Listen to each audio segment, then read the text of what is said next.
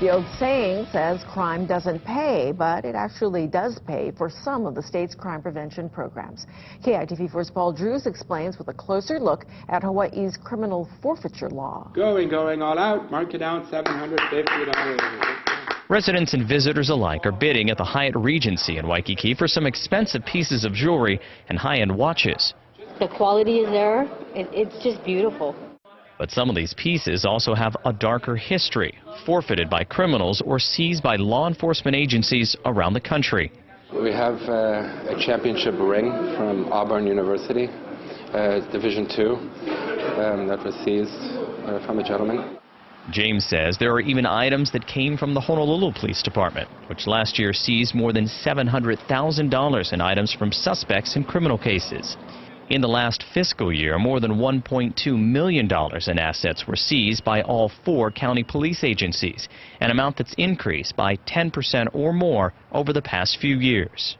The idea of forfeiture is not to make money. It's because they want to send a message to the defendants that crime doesn't pay. $2,200 again, 20 cents on the dollar here, ladies and gents. So where does the money go when these seized items are sold? 1/4 of the total goes back to police. Another quarter goes to the prosecuting attorney's office, which handles the seizures.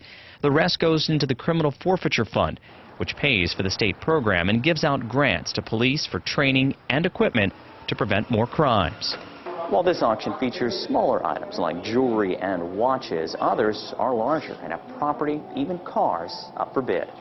So, bidder number 282 for $400. These vehicle auctions can draw a big crowd, but more than just buyers are paying attention to these seizure sales. Criminals have also become smarter. They realize that if they drive their own car, it'll get forfeited. So many times they rent a car or they borrow a car. So far, there's no shortage of other bling taken away from criminals. A lot of watches, especially watches. Let's see, gold chains, and then fine jewelry as well. There's a whole range of other things, jewelry, TVs, surveillance systems, you name it, we probably have seized it and forfeited it in the past. Like this pair of gold grills encrusted with over 5 carats of diamonds. They were forfeited and appraised at $23,000 and sold for $2,600. Another success in the seizure program. If it brings back money into the community and supports law enforcement so they can continue to do what they do, I'm all for that.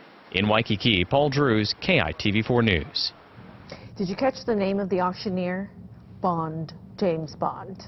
The next big asset auction by the state will be held in December, while a private company holds weekly auctions at the Hyatt Regency Waikiki Ballroom.